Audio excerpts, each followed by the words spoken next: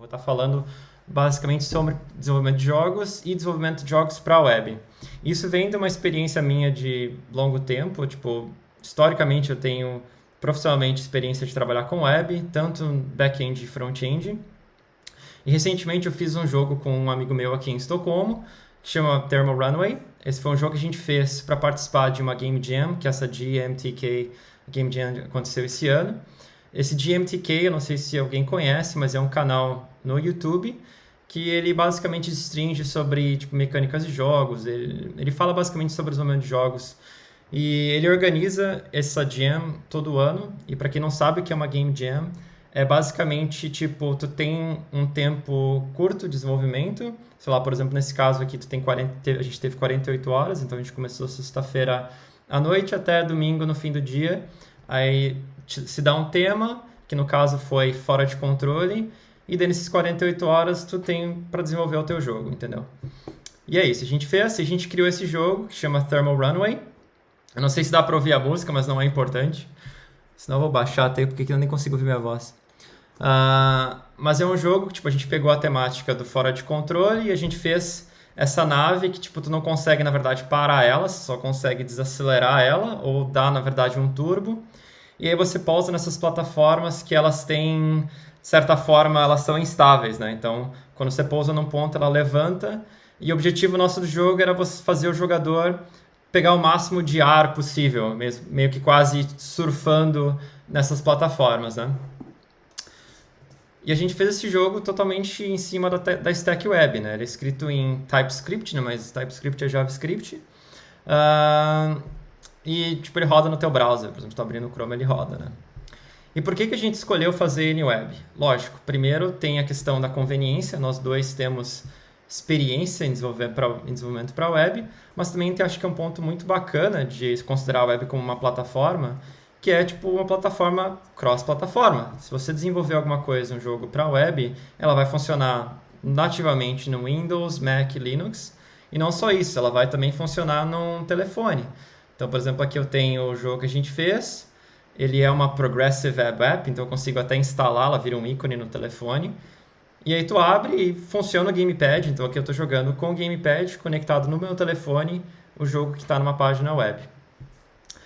Mas não só isso também, tipo, se você for em consoles que nem o PlayStation, Switch, Xbox, eles têm navegadores web dentro deles.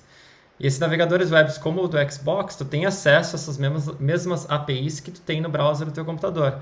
Então aqui eu estou, por exemplo, abri o meu jogo no Edge dentro do Xbox e eu estou usando o gamepad do Xbox para jogar o meu jogo.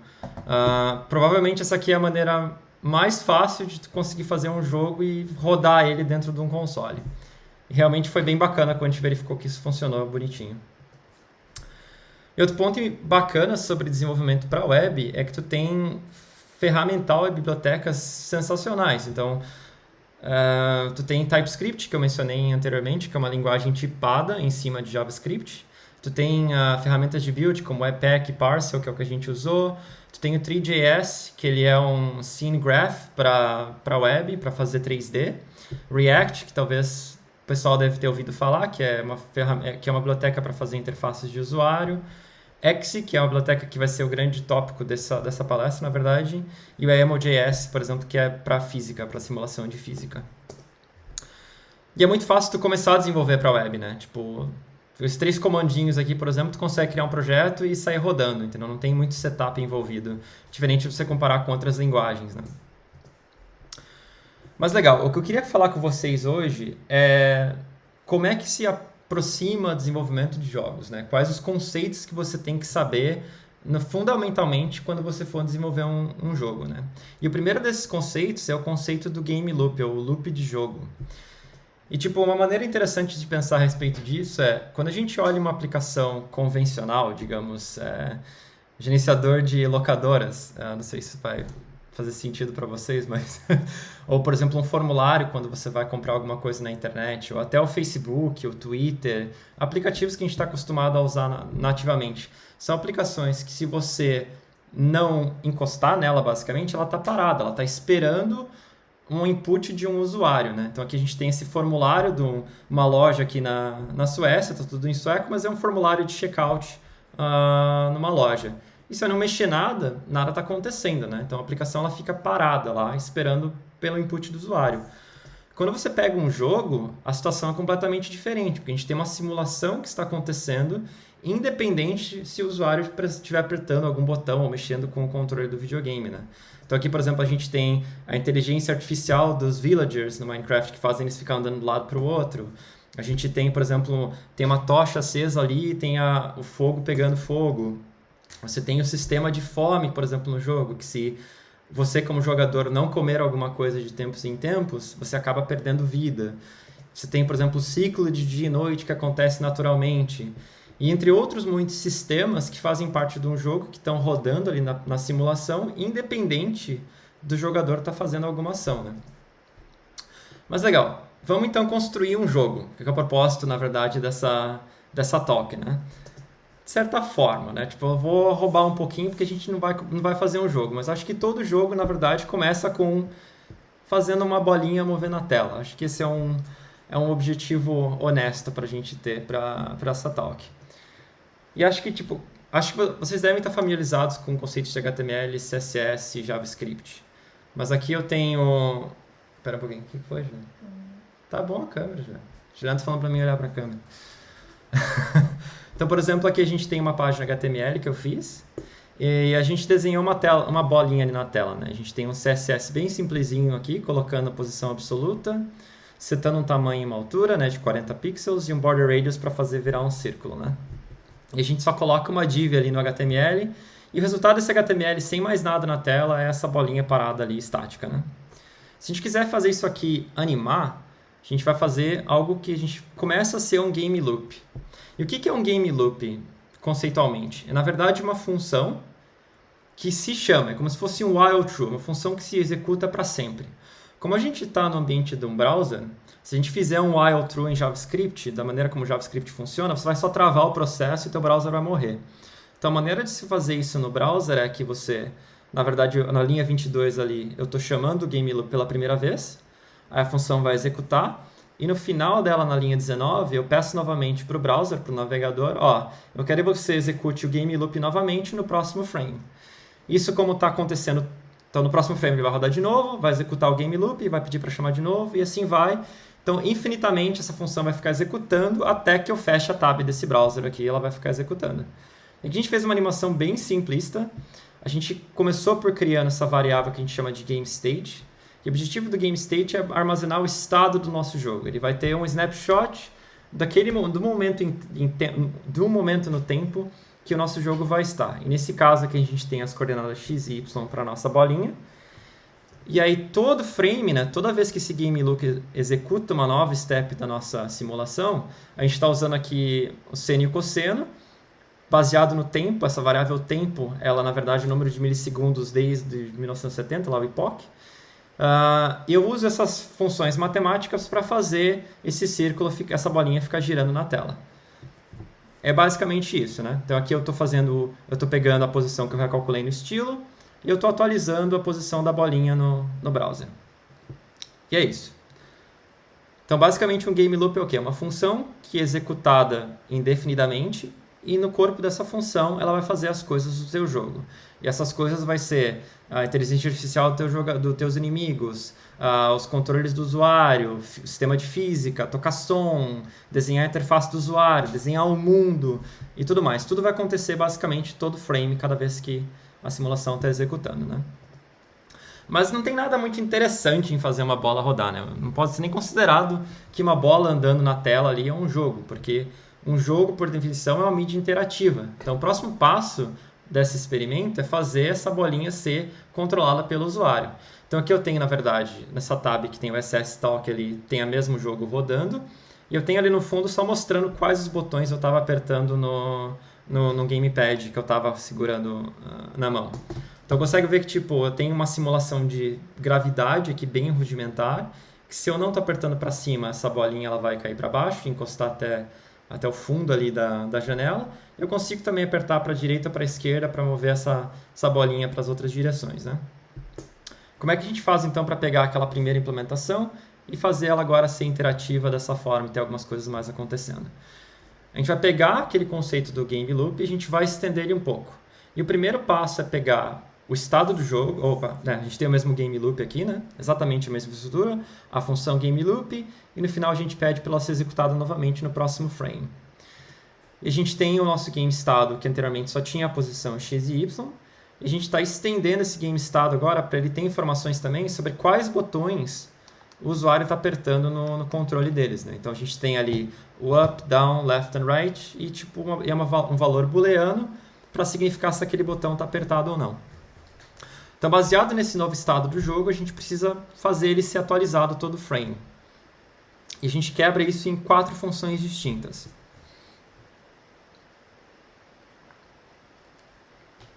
A primeira é o run input, que tipo, vai ser basicamente responsável por coletar os inputs do usuário, né, que botão que eu estou apertando. O run player movement, que vai pegar os inputs que estão apertados e atualizar a posição da bolinha, a posição do jogador. O run physics, que vai pegar a gravidade e aplicar para mover a bolinha para baixo. E o run rendering, que basicamente vai desenhar na tela qual que é o novo estado do nosso jogo. Se a gente quebrar cada uma dessas implementações, então, o run input, a gente vai usar essa API que existe no navegador, que chama getGamePads. Isso é uma API que já existe há muito tempo e funciona em qualquer browser. Se você tiver um controle conectado no teu computador, tu consegue usar essa API para ler os botões do controle. E a lógica aqui é bem simples, né? Se eu tiver um controle conectado, eu pego os botões desse controle e ele basicamente vai ter se está apertado ou não. E o índice 12 ali, por exemplo, eu sei que é o botão de cima nesse controle do Xbox. O 13 eu sei que é para baixo, o 14 eu sei que é para a esquerda, o 15 eu sei que é para a direita. Então eu só pego esses estados que são do gamepad e eu copio para o estado do meu jogo. O próximo passo, então, sendo que agora a gente sabe quais botões estão apertados, é implementar o controle do jogador. E aqui é também algo bem simples, é uma função que vai, então, verificar no game estado se o botão, por exemplo, da direita está apertado. E se o botão da direita está apertado, então a gente vai pegar a posição X, que está no game state, e somar um valor de velocidade. Então isso aqui vai efetivamente fazer, enquanto o botão da direita estiver apertado, a bolinha vai começar a andar para a direita. E aqui é nosso super avançado sistema de simulação física, onde basicamente eu verifico a altura da janela, que é aquele window.innerHeight, né? E enquanto a posição Y ela for menor do que a altura da janela, eu faço a bolinha descer dado uma gravidade. Então isso aqui, lógico, não é uma simulação verdadeira. A gravidade não funciona dessa forma, mas para maneiras de exemplificar o exemplo, acho que é razoável. E por último, a gente tem a parte de renderização, ou desenhar o resultado na tela, né? E aqui é o mesmo código que a gente viu no exemplo anterior, onde a gente pega um elemento na HTML, que é a div, e a gente só vai lá e seta o estilo da posição left e a posição top. E é isso. A gente, com esse bem simples, esse código que a gente escreveu, a gente tem uma aplicação interativa, ou os conceitos rudimentares que te levam a escrever um jogo. Esses são os 2 principais pilares. A questão do game state, que é o que armazena o estado do teu jogo, e o game loop, que é uma função que vive para sempre, né? Que roda para sempre, que basicamente calcula qual que é o novo estado do teu jogo para sempre, a simulação do seu jogo. Mas se a gente quiser pegar esse game bem rudimentar que a gente fez e querer estender ele, por exemplo, a gente quer agora suportar ter 2 jogadores, a gente quer suportar ter dois gamepads conectados e 2 bolinhas na tela. Sei lá, eu poderia pegar então meu game state e agora ter um array onde eu tenho daí os 3 jogadores aqui nesse caso, por exemplo. Ou se eu quisesse, então, em vez de ter vários jogadores, também ter suporte a objetos estáticos. Afinal, de que adianta ter um personagem no mundo se eu não tenho nada mais no mundo para interagir? Então, sei lá, poderia estender ainda mais o meu estado do jogo e também ter uma lista de objetos estáticos que estão ali no mundo, né? Então, se eu quiser continuar estendendo esse meu jogo, eu com certeza consigo utilizar esses padrões do game state por si só, o game loop e essas funções discretas. Eu fiz vários jogos usando simplesmente essas abstrações e funciona muito bem. Mas se você quer escalar o teu jogo para te permitir fazer mais coisas, experimentar mais coisas, a gente pode precisar de uma abstração melhor. E essa abstração que ela está cada vez mais utilizada na indústria dos jogos e que eu experimentei ela junto com o Marlon no Thermal Runaway pela primeira vez. Eu já tinha tentado implementar algo por conta, mas essa foi a primeira vez que eu fiz um jogo completo usando essa abstração. E essa abstração, essa arquitetura, esse pattern, se chama ECS, que é Entity Component System. E ela é composta de 3 partes, na verdade, que é entidade, componente e sistema. O que são essas 3 partes, né? O componente é a parte que tem o estado. Então, se a gente pensava que antes a gente tinha um estado que era um objeto só ali, que tinha todo o estado da nossa aplicação, agora a gente vai ter isso quebrado em vários componentes. E um componente também se pode considerar que ele é a faceta de uma entidade. Então, se a gente pode pensar num exemplo de um componente, seria a posição. E um ponto muito importante a se pensar quando a gente pensa em ECS é que um componente aqui, ele é somente dados, ele não tem nenhum comportamento inerente a ele. É somente, por exemplo, no caso de posição, vai ter o x e o y, e é isso. A gente tem entidades. Entidades, você pode considerar que uma entidade é um container de componentes.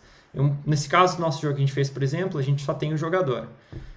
Mas outras entidades poderia ser, por exemplo, o villager no Minecraft, ou poderia ser uma vaca, poderia ser, não sei, um cubinho, qualquer outra coisa que teria no teu mundo. E cada uma dessas entidades, a gente adiciona componentes nessas entidades para adicionar comportamentos ou estados para ela. E o último ponto a saber do ECS é os sistemas. E os sistemas é onde realmente acontece o trabalho pesado do teu jogo. É aqui que a gente vai rodar a simulação. E o objetivo de um sistema é processar entidades e ler e modificar componentes. E um exemplo de um sistema que a gente poderia dar é rendering, que é desenhar alguma coisa na tela. Então, começando com entidades e componentes. Se a gente quiser pegar o nosso exemplo anterior e fazer de novo o mesmo exercício e vamos transportar para fazer entidades e componentes.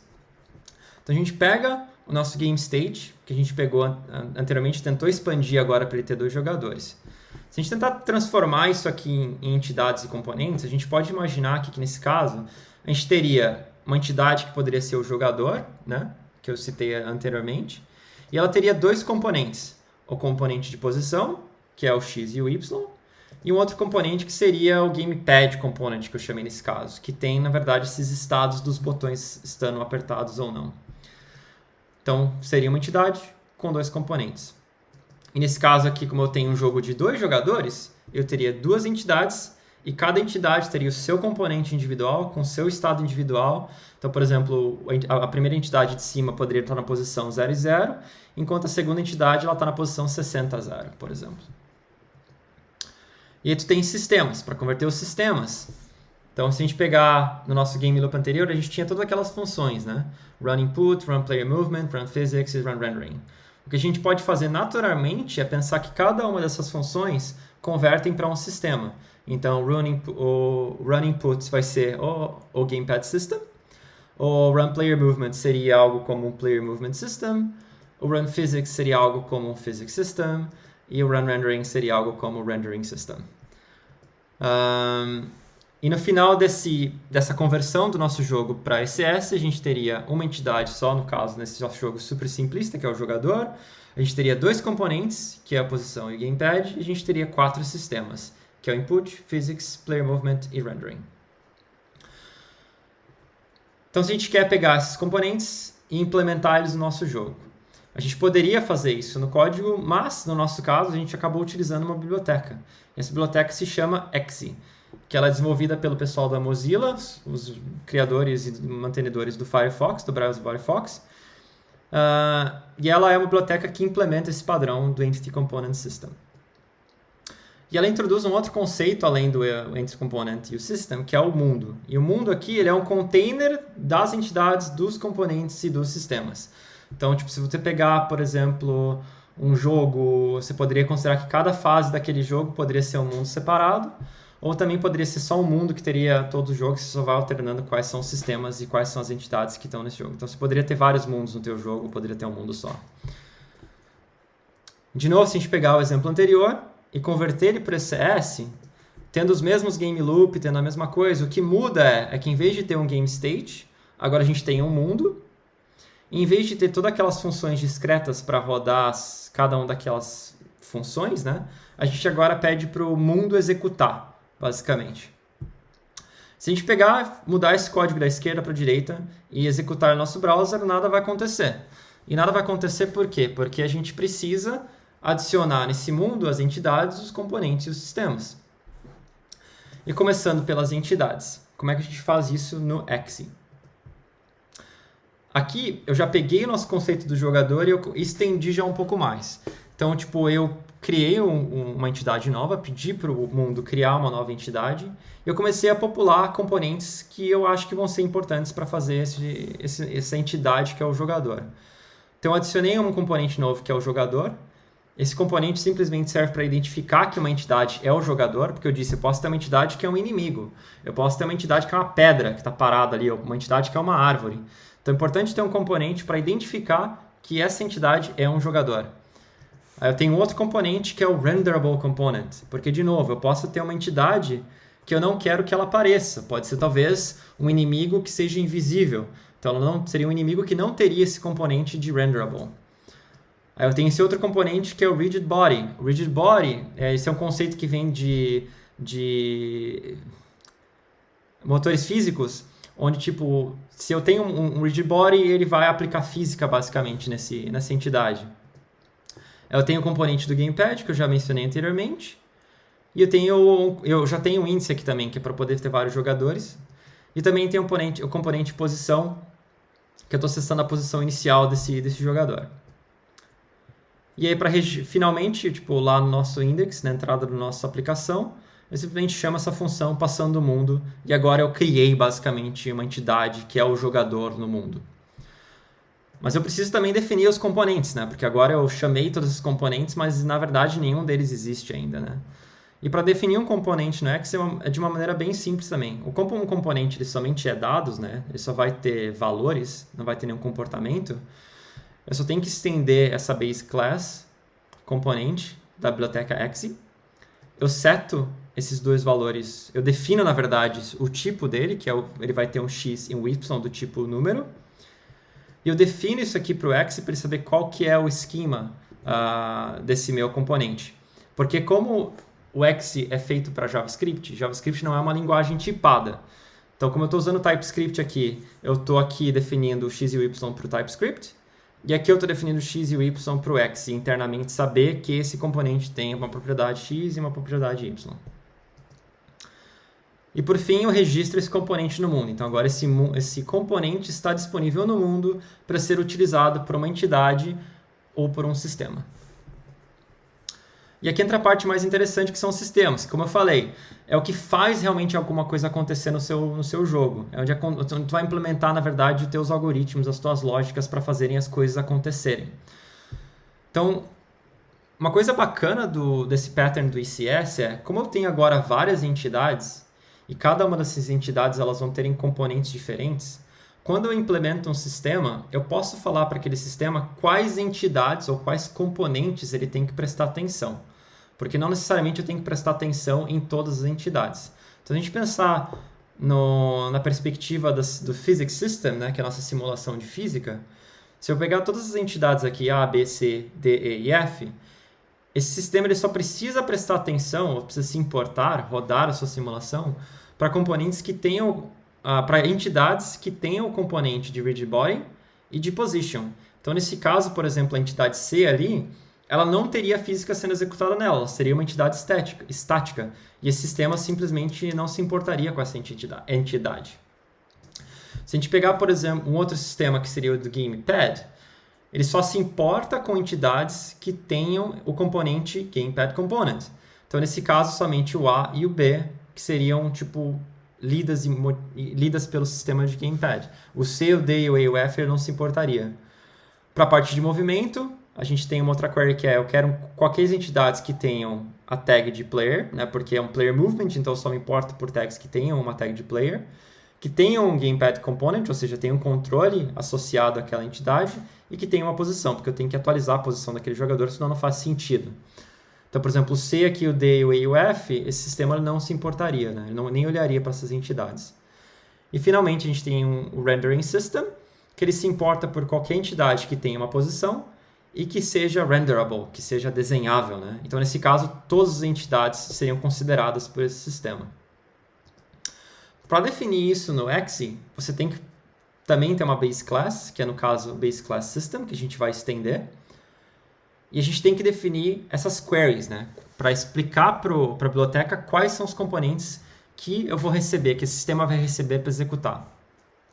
E que eu estou falando que eu vou ter uma query chamada rigidBodies. E essa query rigidBodies, ela vai ser populada por entidades que tenham o componente de rigidBody e que tenham o componente de position. Depois eu defino essa função execute. E essa função execute eu tenho acesso a essas queries que eu defini, que no caso é só a query rigidBodies. E eu tenho acesso aos resultados. E daí para cada resultado eu tenho acesso à entidade que tem aquelas dois componentes. E eu rodo a função gravidade naquela entidade. E essa função gravidade, vocês devem se lembrar do outro exemplo, ela também só vai pegar aquela funçãozinha bem honesta e vai fazer a posição da nossa entidade descer para baixo, né? Um ponto importante que eu esqueci de mencionar é, nesse caso, a entidade, como eu falei, a entidade não tem os dados, né? Quem tem os dados, quem tem o estado, são os componentes. Então, aqui eu tenho que pedir para a entidade, me dá o componente mutável, um componente que eu vou mudar o valor dele da posição, e daí eu faço a lógica da física e altero a posição dessa entidade, desse componente dessa entidade. E é assim que a gente vai desenvolver todos os outros sistemas, basicamente, seguindo esse mesmo conceito. E aí, como eu registrei o componente anteriormente, da mesma forma como eu criei a entidade, eu tenho que também pegar esse sistema e adicionar para o mundo, para o Exe saber e executar ele. Então, eu faço isso com o comando world.registerSystem, e agora esse sistema ele vai estar executando, basicamente. Legal. Então, a gente sabe fazer componentes, a gente sabe fazer entidades, a gente sabe fazer sistemas. Mas isso não é tudo que é importante para a gente saber. Tem esse conceito importante que é State Components. Isso entra quando a gente pega e analisa esse exemplo que a gente tinha de desenhar a bola anteriormente. E quando eu fiz esse exemplo, na verdade, eu meio que roubei, né? Porque a bola ela já existia no HTML, ela já estava lá. E eu só estava atualizando a posição dela. Então, eu não estava adicionando uma bola no mundo e eu não estava removendo uma bola no mundo. Então, a gente precisa ter uma implementação mais robusta para poder adicionar novas coisas no nosso jogo. Então, um novo inimigo spawn na tua frente para tu matar ele, e depois que tu mata ele, ele vai ter que sumir. Então, tem que ter uma maneira de adicionar coisas na tela e remover coisas da tela. E aí que entra...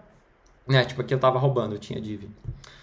E aqui que entra, então, tipo, quando a gente tem os componentes normais, que eles armazenam estados dentro do Exe. A gente também tem esse System State Components, que ele também é um componente que eu posso colocar em uma entidade, só que eu uso isso aqui para manter um estado que é pertinente a um sistema. E quando a gente pensa num sistema de renderização para HTML que a gente implementou bem rudimentar, o que a gente precisa saber para uma entidade é qual elemento HTML que a gente vai atualizar. Então é basicamente isso que eu vou armazenar no sistema aqui. E seguindo, aqui é como a gente define um state component. Eu estou definindo da mesma forma bem similar como a gente define um componente normal, só que em vez de estender a base class component, a gente está estendendo a base class system state component. E ela vai ter só uma propriedade que é o elemento HTML, que eu defino para o TypeScript, e aqui eu defino para o Exe no esquema, dizendo que o elemento é do tipo ref, é uma referência.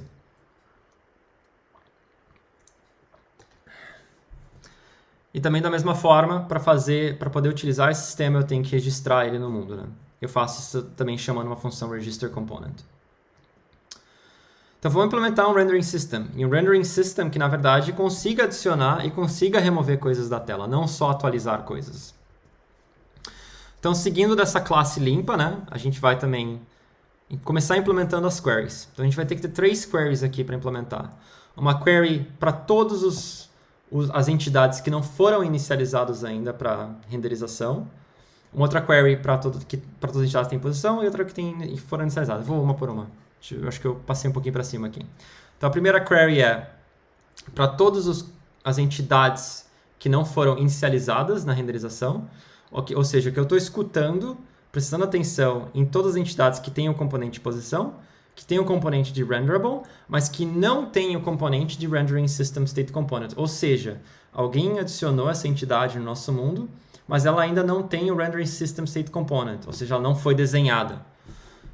Eu tenho uma outra query que vai escutar por todas as entidades que têm posição e que tem um Rendering System State Component, ou seja, é uma entidade que já foi inicializada, eu já criei a div e já está attached no DOM, então eu consigo atualizar a posição dela.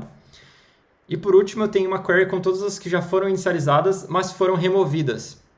Então aqui no caso seria, por exemplo, o jogador foi lá e matou um inimigo. Então o inimigo, aquela entidade foi removida e eu preciso remover ele da tela. Então agora a gente tem que implementar basicamente aquelas funções de addRenderable, update position e remove renderable. Começando pelo addRenderable, aqui tem a parte de cima onde eu vou ler os componentes da entidade novamente, que é a posição e o renderable.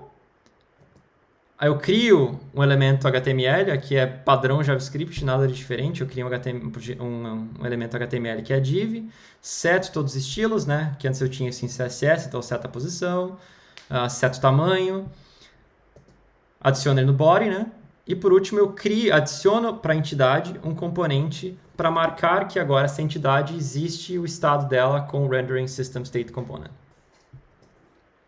Quando eu for para a parte de atualizar a posição da bolinha, eu vou ter que pegar o componente Rendering System State Component para ter acesso ao elemento HTML, que eu adicionei anteriormente. E aí eu só falo lá e atualizo a posição left e top baseado no x e o y que eu tinha no componente de posição. E por último, a gente tem que cuidar da remoção de um componente, da remoção de uma entidade. Então aqui no caso também eu pego o componente de Rendering System State Component dessa entidade. Se tiver um elemento, eu preciso verificar isso por causa do TypeScript. Eu removo ela do body, ou seja, eu tiro ela do HTML, agora não vai mais aparecer. E por último, eu confirmo removendo esse componente da entidade para ter certeza que agora ela não está sendo mais desenhada. E terminando tudo isso, a gente tem os Basic Building Blocks para você construir um jogo usando essa arquitetura de ECS.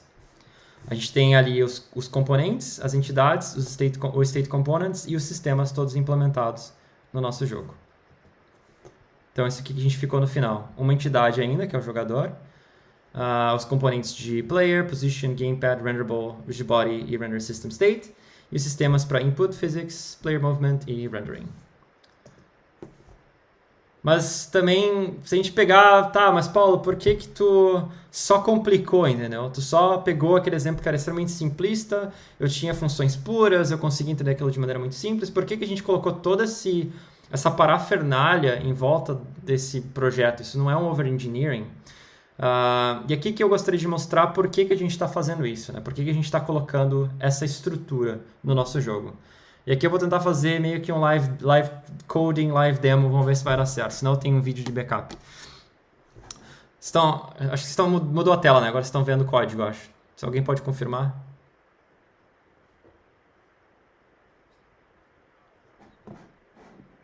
Perfeito. Então aqui eu vou ligar o meu gamepad aqui, tomara que ele conecte. Acorda. Bluetooth.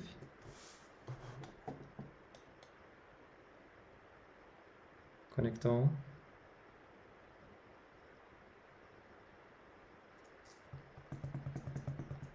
Tocar a música de elevador aí. Conectou os dois, beleza. Deixar esse aqui do lado. Então, tipo, se eu pegar e dar um refresh aqui nessa janela, eu tenho meu joguinho, né? Tô com o gamepad conectado, eu posso fazer minha bolinha girar. Bacana, tá. E agora eu quero fazer esse jogo virar multiplayer. Eu quero colocar uma outra bolinha ali. Eu vou começar apagando essa função aqui. E eu vou copiar e colar um snippetzinho que eu tenho aqui do lado. Então, eu vou só primeiro trocar toda aquela função que eu estou chamando pela implementação dela, só para a gente conseguir enxergar o que está acontecendo, né? Então, eu estou novamente chamando o create entity ali para criar uma entidade no mundo, que é o player1. E eu estou adicionando todos os componentes, o player component, o renderable component, rigid body, gamepad e tudo mais. Então, se eu pegar aqui, por exemplo, e só tirar o player component, agora eu não consigo mais controlar ela. Eu não tenho mais controle sobre a bolinha. Ela ainda tem a física, ela está desenhando, ela tem todo aquele outro comportamento, mas eu não consigo mais controlar. Ou se eu pegar, por exemplo, e tirar o rigid body. Se eu tirar o rigid body, agora ela não tem mais física rodando para essa entidade, mas eu ainda consigo controlar. Então o que eu posso fazer também é, vamos pegar e vamos adicionar um segundo jogador.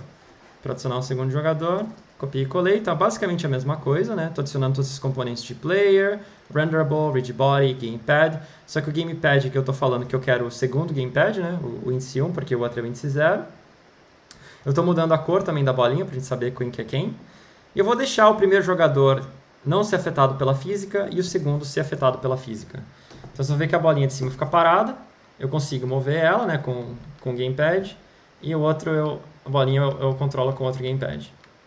Então, tipo, legal. Então já tem 2 jogadores e cada um agora tem um comportamento diferente. Tá, mas também não é muito interessante. Então vamos adicionar uns objetos nesse mundo. Então eu posso seguir com os mesmos componentes, com os mesmos sistemas. Eu posso vir aqui agora e eu estou fazendo um for aqui, um loopzinho bem simples, para criar 10 objetos físicos nesse mundo. Então eu vou criar de novo uma entidade, pedir para o mundo criar uma entidade e vou adicionar 2 componentes. O renderable, para ele aparecer, vou dar uma cor para ele, e o position, que eu vou setar numa posição usando uma função aleatória aqui. Então se eu salvar esse cara aqui, agora tem um monte de bolinha, elas estão todas paradas na tela, porque elas não têm física atuando nelas. Mas eu posso pegar e fazer, sei lá, physical object, add components, eu posso colocar aqui o rigid body. Se eu botar o rigid body, agora todas elas são afetadas pela gravidade. Ou eu posso fazer, sei lá, eu posso também fazer physical, vamos só fazer uma maluquice aqui, physical object, vamos adicionar que ela é um player e vamos adicionar que ela é controlada pelo jogador 1. Opa, copiar e colar dá esse tipo de coisa. Esse aqui é o physical object. Então agora está controlado pelo 1, então se eu mover, todas elas estão agora sendo movidas pelo controle do jogador 1. E não só isso também, tipo, como eu tenho todos esses... todos os sistemas eles são feitos de forma padronizada, o que eu fiz aqui também isso aqui está em 2D, mas agora se eu quiser trocar isso aqui e desenhar em 3D, então eu vou fazer o seguinte, eu vou voltar um pouquinho aqui só para deixar isso aqui sem ser controlado pelo jogador, vou manter os 2 jogadores, um atuado pela física ou não. Eu vou também adicionar uns outros objetos aqui que ficam estáticos para a gente ter mais coisa na tela. Então tem agora, vamos deixar esses aqui não mexendo e os outros mexendo, pronto, daí tem uma diversidade. E agora, em vez de pegar esse rendering system, eu vou fazer um world.register system, e eu tenho esse outro sistema que eu fiz antes da palestra, que é o 3 rendering system, e ele é em 3D.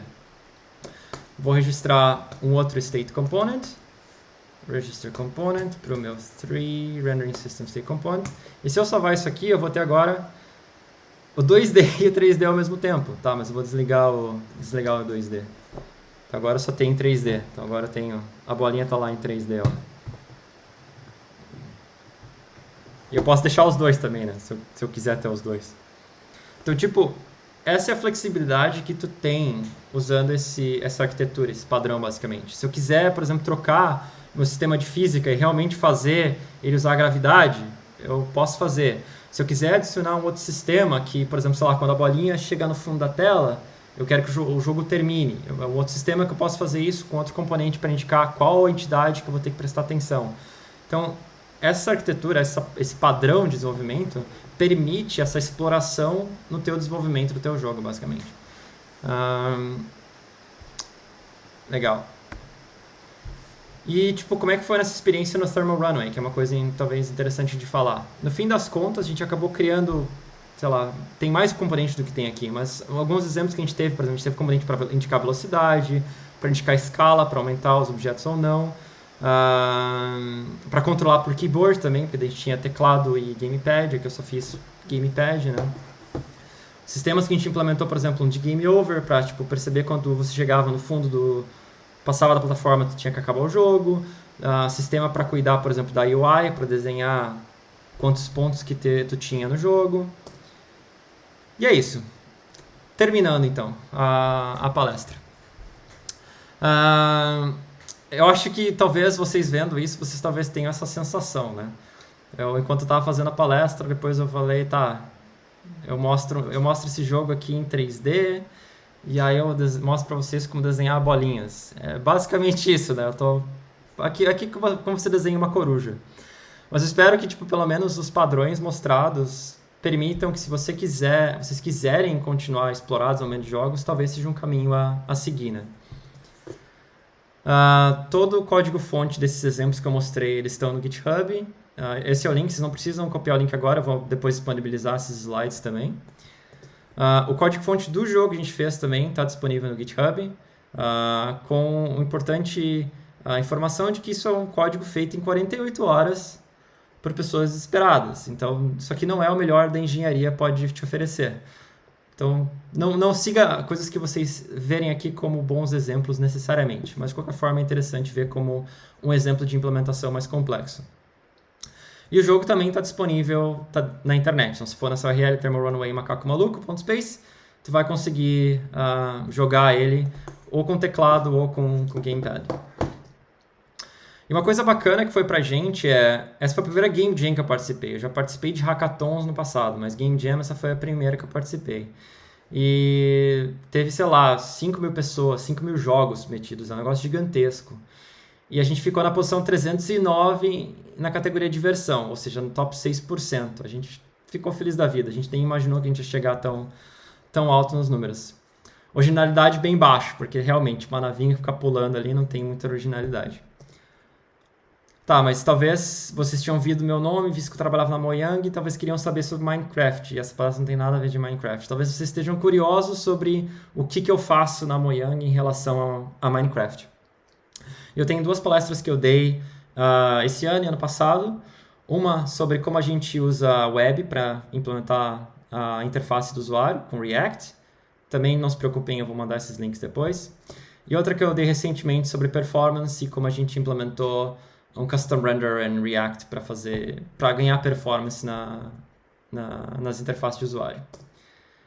E é isso. Espero que eu não tenha corrido muito. Deu 43 minutos. Acho que deu bom. Não sei se fez sentido. É sempre uma dificuldade para preparar esses materiais, mas fico aberto aí para perguntas, comentários, xingamentos, o que desejarem. E muito obrigado por escutarem.